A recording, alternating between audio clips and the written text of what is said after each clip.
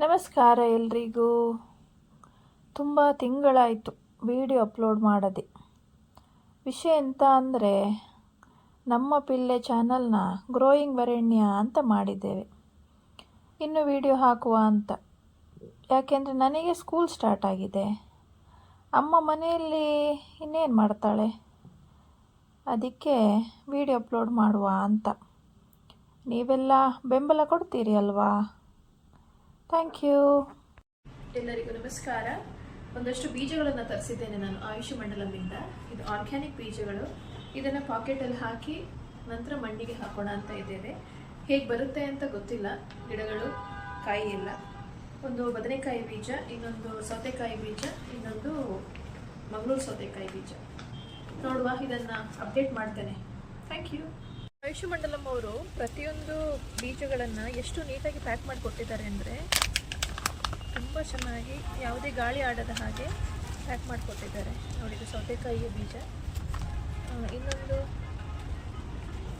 Cucumber ಬೀಜಗಳು. ನನಗೆ open ಮಾಡಲಿಕ್ಕೆ ಸ್ವಲ್ಪ ಕಷ್ಟ ಆಗ್ತಾಯಿದೆ, ಅಷ್ಟು ಗಟ್ಟಿಯಾಗಿ ಹಾಕ್ಕೊಟ್ಟಿದ್ದಾರೆ. ಮೋಸ್ಟ್ಲಿ ಇದು ಡಿಫ್ರೆನ್ಸ್ ಗೊತ್ತಾಗ್ತದೆ. ಇದು ಧಾರವಾಡ ಗ್ರೀನ್ ಲಾಂಗ್ ಅಂತೆ, ಇದು ಮಾಮೂಲಿ ಮಂಗಳೂರು ಸೌತೆಕಾಯಿ. ಸೊ ಮೋಸ್ಟ್ಲಿ ನಮಗೆ ಕನ್ಫ್ಯೂಷನ್ ಆಗ್ಬೋದೇನೋ. ಒನ್ ಮೋರ್ ಬದನೆಕಾಯಿ. ನೋಡಿ, ಇದು ಬದನೆಕಾಯಿ ಬೀಜ, ಇದು ಬದನೆಕಾಯಿ ಬೀಜ. ಸೊ ಇನ್ನೂ ಇದ್ದಾವೆ ಒಂದಷ್ಟು ಬೀಜಗಳು, ಅದನ್ನು ತೋರಿಸ್ತೇನೆ. ಯಾರಿಗಾದರೂ ಒಳ್ಳೆಯ ಆರ್ಗ್ಯಾನಿಕ್ ಬೀಜಗಳು ಬೇಕಿದ್ದರೆ ಆಯುಷ್ ಮಂಡಲಂ ಇವರ ಆ್ಯಪ್ ಇದೆ, ಅಥವಾ ಫೇಸ್ಬುಕ್ಕಲ್ಲೂ ಅವರ ಪೇಜ್ ಇದೆ, ಫಾಲೋ ಮಾಡಿ ಕಾಂಟ್ಯಾಕ್ಟ್ ಮಾಡ್ಬೋದು. ಒಳ್ಳೆಯ ಆರ್ಗ್ಯಾನಿಕ್ ಬೀಜಗಳನ್ನೇ ಕೊಡ್ತಾರೆ ನಿಮಗೆ. ಅಗಸೆ ಬೀಜಗಳು, ಇದನ್ನು ನಿನ್ನೆ ರಾತ್ರಿ ನೀರಲ್ಲಿ ಹಾಕಿಟ್ಟಿದ್ದೇವೆ ಗಿಡ ಮಾಡಿ ತೋಟದಲ್ಲಿ ಹಾಕೋಕ್ಕೆ. ಇದು ಎರಡನ್ನೂ ಟ್ರೈ ಮಾಡ್ತೇವೆ, ನೀರಲ್ಲಿ ನೆಂದಿರೋದು ಹಾಗೆ ಕವರ್ ಒಳಗೆ ಇರೋದನ್ನು ಕೂಡ. ಯಾವುದು ಚೆನ್ನಾಗಿ ಬರುತ್ತೆ ಅದನ್ನು ತೋಟದಲ್ಲಿ ಹಾಕಿ ಮರ ಬೆಳೆಸೋಣ ಅಂತ. ನಲ್ಲಿ ತರಿಸಿರುವಂತಹ ಪ್ಲಾಸ್ಟಿಕ್ ಸಣ್ಣ ಸಣ್ಣ ಕವರುಗಳು. ಇದರಲ್ಲಿ ಬೀಜ ಹಾಕಬೇಕೀಗ. ಹಾಕಿದ ನಂತರ ಇದರಲ್ಲಿ ಸಸಿ ಆದ ಮೇಲೆ ಮಣ್ಣಿಗೆ ಹಾಕೋಣ ಅಂತ ಪ್ರಯತ್ನ ಮಾಡ್ತಾ ಇದ್ದೇವೆ. ನೋಡುವ ಹೇಗಾಗ್ತದೆ ಅಂತ. ಮಳೆ ಬರುವ ಮುನ್ಸೂಚನೆ ಕೂಡ ಇದೆ. ಬರಲಿ, ಮಳೆಗಾಗಿ ಕಾಯ್ತಾ ಇದ್ದೇವೆ ನಾವಂತೂ. ಮಾಡ್ತಾ ಇದ್ದಾರೆ. ಏನ್ರಿ ಇದು? ಗೊಬ್ಬರದ ಸೊಪ್ಪಿಂದು ಕಡ್ಡಿ ಹಾಕ್ತಾ ಇದೀನಿ. ಹೌದಾ? ಹಿಂಗೆ ಮಾಡ್ಬೇಕಾ? ಹಿಂಗೆ ದೊಡ್ಡ ದೊಡ್ಡ ಗಿಡ ಹಾಕ್ತಾರೆ. ನಾನು ಚಿಕ್ಕದಾಗ್ಬಿಟ್ಟು ಟ್ರೈ ಮಾಡ್ತಾ ಇದ್ದೀನಿ, ಬರ್ತದ ಇಲ್ವ ಅಂತ. ಈ ಸಕ್ಸಸ್ ಆದರೆ ಒಂದು ಗಿಡ ಮಾಡೋ ಜಾಗದಲ್ಲಿ 10 ಗಿಡ ಮಾಡ್ಬೋದು. ಅಂದರೆ ಒಂದು ಗಿಡ ಮಾಡೋ ಕಡ್ಡಿಲಿ 10 ಗಿಡ ಮಾಡ್ಬೋದು. ಸೊ ಟ್ರೈ ಮಾಡ್ತಾ ಇದ್ದೀನಿ, ನೋಡುವ ಸಕ್ಸಸ್ ಆಗುತ್ತಾ ಇಲ್ವ ಅಂತ. ಹಿಂಗೆ ಹಾಕಿ ಇದ್ರ ಮೇಲೆ ಸಗಣಿ ಮೆತ್ತಿದ್ರೆ ಸಾಕು. ಅಳ್ಳಾಡಿಸ್ಬಾರ್ದು ಅಷ್ಟೇ, ಗಿಡ ಅಳ್ಳಾಡಬಾರ್ದು. ಇದ್ರ ಮೇಲೆ ಬೀಜ ಹಾಕಿದ್ಮೇಲೆ ಸಗಣಿ ಹಾಕ್ಬೇಕಾ? ಬೀಜ ಅಲ್ಲ, ಇದು ಕಡ್ಡಿ. ಅಲ್ಲಲ್ಲ, ಸಗಣಿ ಅದ್ರ ಮೇಲೆ ಹಾಕಿ ಇದ್ರ ಮೇಲೆ ಸಗಣಿ ಮುಚ್ಚಬೇಕು. ಯಾಕಂದರೆ ವಾಟರ್ ಡ್ರೈ ಆಗಬಾರ್ದು ಇದರಲ್ಲಿರೋದು. Okay okay okay. ಅದಕ್ಕೆ ಹಾಕೋದು ಅಷ್ಟೇ. ಇದನ್ನು ಗೊಬ್ಬರದ ಸೊಪ್ಪು ಅಂತಾರಂತೆ. ಇದಕ್ಕೇನೋ ಇನ್ನೊಂದು ಹೆಸರಿದೆ, ಏನೋ ಅಂತ ಗೊತ್ತಿಲ್ಲ. ಅವ್ರಿಗೆ ಮನೆಯವ್ರಿಗೆ ಗೊತ್ತು, ಆದರೆ ಏನು ಅಂತ ಬಾಯಿಗೆ ಬರ್ತಾ ಇಲ್ಲ ಅಂತೆ. ಗಂಟ್ಲಲ್ಲಿ ಸಿಗಾಕೊಂಡ್ಬಿಟ್ಟೈತೆ. ನೀವು ಆಗಲೇ 2 ಮಾಡಿದ್ರಲ್ಲ, ಅದು ಇಷ್ಟೇ ಸಪೂರ ಇರಬೇಕಿತ್ತೇನು? ಅದು ಇದು ದಪ್ಪ ದಪ್ಪ ಆಯಿತು ಅನ್ನಿಸ್ತು. ಹೌದಾ? ಹಾಗಿದ್ರೆ ಕವರ್ ದೊಡ್ಡದಿರ್ಬೇಕಿತ್ತೇನು? ಮೊಳಕೆ ಬಂದರೆ ಸಾಕು. ಝೀರೋ ಕಲ್ಟಿವೇಶನಲ್ಲಿ ಕೃಷಿ ಮಾಡೋರಿಗೆ ಇದು ಏನಿದು ಗೊಬ್ಬರ ಸೊಪ್ಪಿನ ಗಿಡ, ಅಗಸೆ ಸೊಪ್ಪಿನ ಗಿಡ, ಆಮೇಲೆ ನುಗ್ಗೆ ಸೊಪ್ಪಿನ ಗಿಡ, ಇದು 3 ತುಂಬ ಮುಖ್ಯ. ಏನಿಲ್ಲ, ಅದನ್ನ ಒಂದೊಂದು ಲೈನ್ಗೆ ಹಾಕೋದು. ಆ ಸೊಪ್ಪು, ಆ ಕಡ್ಡಿ ಎಲ್ಲ ಹೊಲದಲ್ಲೇ ಬಿದ್ದರೆ ಅದೇ ಆರ್ಗ್ಯಾನಿಕ್ ಗೊಬ್ಬರ ಆಗುತ್ತೆ. ತುಂಬ ಒಳ್ಳೆ ಗೊಬ್ಬರ. ಬೇರೆ ಗೊಬ್ಬರ ಹಾಕೋ ಅವಶ್ಯಕತೆ ಇರಲ್ಲ. ಬೇರೆ ಗೊಬ್ಬರ ಅಂದರೆ ಇದು ಇಲ್ಲಿಂದ ತಂದು ಸೊಸೈಟಿಯಿಂದ ಗೊಬ್ಬರ ತಂದು ಹಾಕೋ ಅವಶ್ಯಕತೆ ಇರಲ್ಲ. ಯೂರಿಯಾ ಅದೆಲ್ಲ ಇದಾಗುತ್ತೆ. ನಾವು ಹಸುವಿನ ಗೊಬ್ಬರನು ಅಂದರೆ ಕೊಟ್ಟಿಗೆ ಗೊಬ್ಬರ ಹಾಕೋ ಅವಶ್ಯಕತೆನೂ ಇಲ್ಲ. ಇದೆಲ್ಲ ನೀಟಾಗಿ ಒಂದೊಂದು ಲೈನ್ ಹಾಕ್ಬಿಟ್ರೆ ಇದರ ತರಗೆಲೆ ಬಿದ್ದು, ಇದು ತರಗೆಲೆ ಮತ್ತು ಇದು ಕಡ್ಡಿ ಎಲ್ಲ ಗೊಬ್ಬರನೇ. ಬದನೆಕಾಯಿ ಬೀಜ ಹಾಕ್ತಾ ಇದ್ದೀನಿ. ಶೋಮಿ ತೋರಿಸಿ ಹೇಗಿದೆ. ಓಕೆ, ಜಾಸ್ತಿ ಮಣ್ಣು ಮುಚ್ಚೋ ಅವಶ್ಯಕತೆ ಇಲ್ಲ, ಲೈಟಾಗಿ ಮುಚ್ಚಿದ್ರೆ ಸಾಕು. 2 ಹಾಕ್ತಾ ಇದ್ದೀನಿ, ನೋಡುವ ಎಷ್ಟು ಹುಟ್ಟುತ್ತೆ ಅಂತ. ಮೂರು ಹಾಕ್ಬೋದು, ಬಟ್ ನಾನು 2 ಸಾಕು ಅಂದ್ಕೊಂಡು ಹಾಕ್ತಾ ಇದ್ದೀನಿ.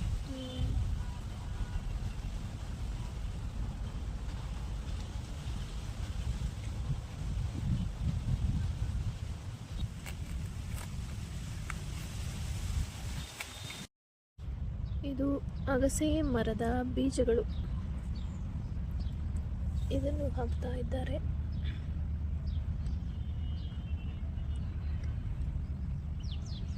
ಎಲ್ಲ ಗಿಡಗಳು ಚೆನ್ನಾಗಿ ಹುಟ್ಟಲಿ.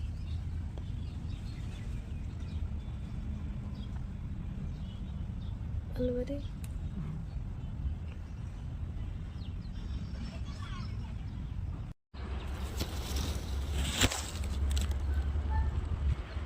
ಮಳೆ ಬೀಳಲಿಕ್ಕೆ ಶುರುವಾದಾಗ ಈ ಥರ ಅಣಬೆಗಳು ಸಿಗ್ತವೆ ಅಲ್ವಾ. ನಮ್ಮ ತಾಯಿ ಮನೆ ಕಡೆ ಅಂತೂ ನಾವು ತುಂಬ ಅಣಬೆ ಸಿಕ್ಕಿದ್ರೆ, ತಿನ್ನೋ ಅಣಬೆ ಸಿಗ್ತವೆ, ಅದನ್ನು ಪಲ್ಯ ಮಾಡಿ ಕೊಡ್ತಿದ್ರು ನಮ್ಮಮ್ಮ. ಪಲ್ಯ ಸಾಂಬಾರು ಭಾಳ ಚೆನ್ನಾಗಿರೋದು.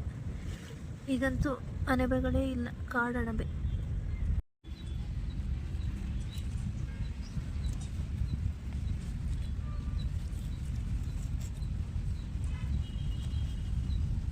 ನರ್ಸರಿಯಲ್ಲಿ ಇದರ ಗಿಡಗಳು ಸಿಗುತ್ತಿಲ್ವಾ? ಸಿಗ್ತವ? ಜಾಸ್ತಿ ಎಲ್ಲ ಸಿಗ್ತವೆ. ಅಲ್ಲ, ನಾವೇ ಒಂದು ನರ್ಸರಿ ಮಾಡುವ ಅಂತ. ತಗೊಳ್ಳೋರು ಬೇಕು. ಯಾಕೆ? ನಮ್ಮ ಕಡೆ ಯಾರು ಆರ್ಗಾನಿಕ್ ಮಾಡ್ತಾರೆ, ನೆಲ್ ತಗೋತಾರೆ. ನಾವು ಆರ್ಗ್ಯಾನಿಕ್ ಮಾಡುವ. ಜನಗಳು ಇವತ್ತಲ್ಲ ಅಂತ ನಾಳೆ ಬರ್ತಾರೆ, ಅದು ಗೊತ್ತುಂಟು ನಿಮಗೆ? ನಾಳೆವರೆಗೂ ಗೊತ್ತಿರ್ಬೇಕಲ್ಲ. ನಾಳೆವರೆಗೂ ಇದ್ದನ್ನೇ ನಾವು ಹೇಳೋದಲ್ಲ, ಬೇರೆ ಗಿಡ ಮಾಡುವ. ಭೂಮಿ ತಾಯಿ ಕೇಳ್ತಾಳೆ ಆಯಿತಾ, ಅವತ್ತೆಲ್ಲರೂ ಮಾಡಲೇಬೇಕಾಗ್ತದೆ.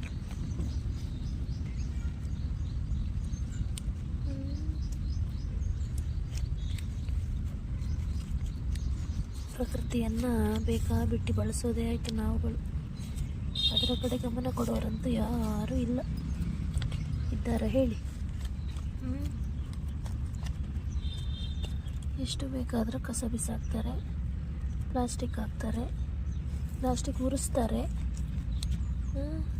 ನಮ್ಮನೆ ಹತ್ರ ಕಸದ ಗಾಡಿ ಬಂದ್ರೂ ಕಸ ಹಾಕೋಕ್ಕೆ ಆಗಲ್ಲ, ಅಲ್ಲಿ ಹೋಗಿ ಸುರಿದು ಬರ್ತಾರೆ.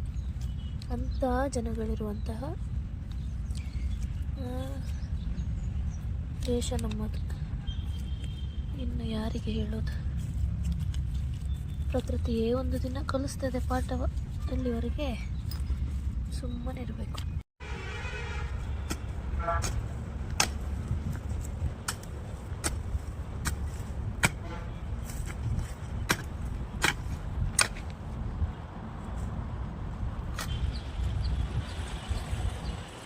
ಜಾಸ್ತಿ ಆಗಿತ್ತು ಬೀಜಗಳು, ಹಾಗಾಗಿ ಇಲ್ಲೇ ಒಂಚೂರು ಹಾಕ್ತಾ ಇದ್ದೇವೆ. ಇಂಥ ಜನಗಳಿರ್ತಾರೆ ನೋಡಿ. ಇದು ಕಬ್ಬಣ ಹೀಗೆ ಬಿಸಾಡಿದ್ದಾರೆ. ಇದು ಎಲ್ಲಾದರೂ ಚುಚ್ಕೊಂಡ್ರೆ ಏನಾಗಬೇಡ. ಅಯ್ಯೋ ದೇವರೇ.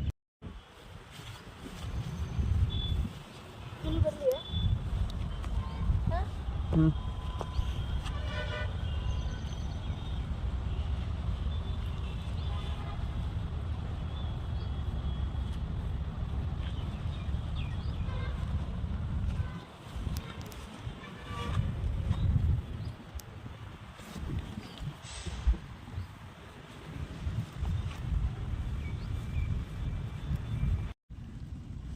ಏನ್ರಿ ಇದು ಸಗಣಿ ಹಿಂಗೆ ಹಚ್ತಾ ಇದ್ದೀರಾ? ಕ್ಯಾಪ್ ಮಾಡ್ತಾ ಇದ್ದೀರಾ? ಅದು ಡ್ರೈನೆಸ್ ಏನು ಡ್ರೈ ಆಗಬಾರ್ದು ಅಂತ. ಮಳೆ ಬಿದ್ರೆಲ್ಲ ಹೋಗಲ್ವ? ಅದು ಹೋಗಲ್ಲ, ಒಣಗಿದ್ರೆ ಇರ್ತದೆ. ಇಲ್ಲ, ಬೇಗ ಡ್ರೈ ಆಗುತ್ತೆ. ಮಧ್ಯಾಹ್ನದ ಊಟಕ್ಕೆ ಸ್ವಲ್ಪ ಜೋಳದ ರೊಟ್ಟಿ ತಿನ್ನುವ ಅಂತ ಹೇಳಿ ಹಿಟ್ಟು ಕಲಿಸ್ತಾ ಇದ್ದೇನೆ. ಜೋಳದ ಹಿಟ್ಟನ್ನ ಕಲಿಸ್ಲಿಕ್ಕೆ ಯಾವಾಗಲೂ ಬಿಸಿನೀರನ್ನು ಹಾಕಬೇಕು. ಹಾಗಾಗಿ ಸ್ವಲ್ಪ ನೀರು ಬಿಸಿ ಆಗಲಿ ಅಂತ ಇಟ್ಟಿದ್ದೇನೆ. ಸ್ವಲ್ಪನೇ ನೀರು ಹಾಕ್ಕೊಂಡು ಕಲಿಸ್ಕೋಬೇಕು. ಬಿಸಿನೀರು ಕೈಯಲ್ಲಿ ಮುಟ್ಟಕ್ಕೆ ಹೋಗಬಾರ್ದು. ಹೀಗೆ ಒಂದು ಸ್ಪೂನ್ ಸಹಾಯದಿಂದ ಕಲಿಸ್ಕೋಬೇಕು. ಆಮೇಲೆ ಉಂಡೆ ಮಾಡಬೇಕು, ನಾದ್ಕೋಬೇಕು ಚೆನ್ನಾಗಿ. ಬಿಸಿ ಇರೋ ಕಾರಣ ಸ್ವಲ್ಪ ಸ್ಪೂನಲ್ಲಿ ಮಿಕ್ಸ್ ಮಾಡ್ಕೊಳ್ಳೋದಷ್ಟೇ. ಜೋಳದ ರೊಟ್ಟಿ ಮತ್ತು ಹಾಗಲಕಾಯಿ ಪಲ್ಯ. ಹಾಗಲಕಾಯಿ ಪಲ್ಯ ರಾತ್ರಿ ಮಾಡಿದ್ದು, ಜೋಳದ ರೊಟ್ಟಿ ಈಗ ಮಾಡ್ಕೊಂಡಿರೋದು. ಅಲ್ಲ ಅದರಲ್ಲಿ ಅದರಲ್ಲಿ ಸ್ಟ್ಯಾಂಡಿಂಗ್ ಲೈನ್ ಸ್ಲೀಪಿಂಗ್ ಲೈನ್ ಮಾಡಿದ್ರಾ? ಶೇಪ್ಸ್ ಏನ್ ಮಾಡಿದ್ರಿ?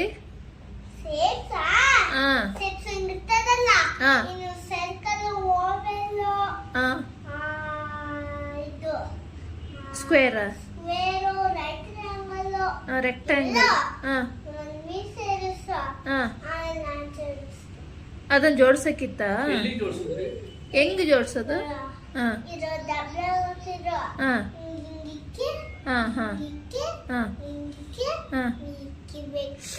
ಅದೇ ನಮ್ದು ಇದ್ಕೊಟ್ಟು ನಾವು ನೀವು ಇದ್ರ ಜೋಡಿಸಿದ್ರಲ್ಲ, ಬ್ಲಾಕ್ ಕಲರ್ ಕಲರ್ ಸರ್ಕಲ್ ಅವೆಲ್ಲ ಆ ತರದ ಇಲ್ಲಿ ಇತ್ತಲ್ಲ ನಾವು ತಂದ್ಕೊಟ್ಟಿದ. ಟ್ರಯಾಂಗಲ್ ಪೆಂಟಾಗಾನು ಎಲ್ಲ ಇತ್ತಲ್ಲ, ತೋರ್ಸೋದು ಇದ್ರಲ್ಲಿ ಹೋಲಲ್ಲಿ ಹಾಕೋದು ಆ ತರದ. ಈ ತರ ಹೋಲಿಗೆ ಹಾಕದ. ಆಮೇಲೆ ಸ್ಟ್ಯಾಂಡಿಂಗ್ ಲೈನ್ ಸ್ಲೀಪಿಂಗ್ ಲೈನ್ ಬರದ್ರ. ಆಮೇಲೆ ABCD ಏನ್ ಮಾಡಿದ್ರಿ?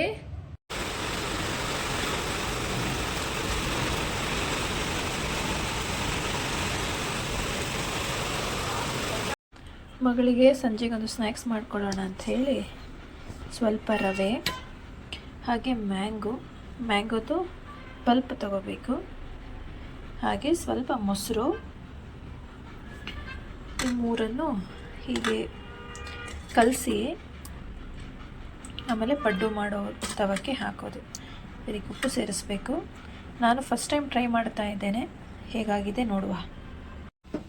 ಇನ್ಸ್ಟೆಂಟಾಗಿ ಮಾಡಿದರೂ ಕೂಡ ಪಡ್ಡು ತುಂಬ ಚೆನ್ನಾಗಿ ಬಂದಿದೆ, ಇಷ್ಟ ಆಯಿತು. ನನ್ನ ಮಗಳು ಇಷ್ಟಪಟ್ಟು ತಿಂಗಳು. ಈಗ ಸಮಸ್ಯೆ ಏನು ಅಂತ ಹೇಳಿದರೆ, ಮಾಡಿರೋ ಪಡ್ಡುನ ಮನೆಯೊಳಗೆ ತಿನ್ನಬಾರ್ದಂತೆ, ಮನೆಯ ಹೊರಗೆ ಸ್ಟೆಪ್ಸಲ್ಲಿ ಕೂತ್ಕೊಂಡು ತಿನ್ನಬೇಕಂತೆ. ಅದು ಮಾಡುವ. ಜಗತ್ತಿನಾಗ ಅದು ಎಂತೆಂಥ ಜನಗಳಿರ್ತಾರೆ ಅಂದರೆ, ಈ ಕಾಫಿ ಟೀ ಮಗ್ಗು ಕೊಟ್ಟು 4 ವರ್ಷ ಆಯಿತು. ನಾನಿವತ್ತು ಕಾಫಿ ಮಾಡ್ಕೊಂಡು ಕುಡಿಯೋಣ ಅಂತ. ಬಿಸಿನೀರಾಗೂ ಕುಡಿಬೋದಿತ್ತು, ನಾವು ಸ್ವಲ್ಪ ಸ್ಪೆಷಲ್ ನೋಡಿ, ಅದಕ್ಕೆ ಕಂಪನಿಯವರಿಗೂ ಬೇಜಾರಾಗಬಾರ್ದಲ್ಲ, 4 ವರ್ಷ ಆದ್ರೆ ಹಂಗೆ ಇಟ್ಟಿದ್ದಾರೆ ಅಂತ. ಅದಕ್ಕೆ ಇವತ್ತು ಕಾಫಿ ಹಾಕ್ಕೊಂಡು ಕುಡಿತಾ ಇದ್ದೇನೆ. ಹೀಗೆ ನಮ್ಮ ಕಥೆಗಳು. ನಾನು ಕಾಫಿ ಟೀ ಕುಡಿಲಿಕ್ಕೆ ಕಾರಣಗಳನ್ನು ಹುಡುಕ್ತೇನೆ. ಇವತ್ತು ಹುಡುಕಿದ ಕಾರಣ ಏನು ಗೊತ್ತಾ? ಈ ಮಗ್, ಇದು ಕಂಪನಿಯವ್ರು ಕೊಟ್ಟಿದ್ದಲ್ವಾ, ನಿನ್ನೆ ನಮ್ಮ ಮನೆಯವ್ರು ಹಿಡ್ಕೊಂಡ್ಬಂದರು, ಅದೆಲ್ಲೋ ಇಟ್ಟಿದ್ದೆ ಅಂತ. ಅಮಾವಾಸ್ಯೆ ಹುಣ್ಣಿಮೆಗೆ ಒಂದ್ಸಲ ಕಾಫಿ ಮಾಡಿದರೆ ಹೀಗೆ ಆಗೋದು. ಒಂದು ಡಿಕಾಕ್ಷನ್ ಕಡಿಮೆ ಇರುತ್ತೆ, ಇಲ್ಲ ಬೆಲ್ಲ ಕಡಿಮೆ ಹಾಕಿರ್ತೇನೆ. ಓಕೆ, ಮಠ ಮಧ್ಯಾಹ್ನ, ಬಿಸಿಲೇನೂ ಇಲ್ಲ, ಲೈಟಾಗಿ ಮೋಡ ಇದೆ, ಕುಡಿಯುವ. ಚಿಯರ್ಸ್.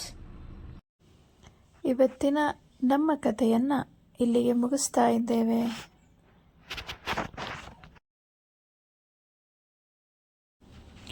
ಸ್ವಲ್ಪ ಸಪೋರ್ಟ್ ಮಾಡಿ ನಮಗೂ ಕೂಡ.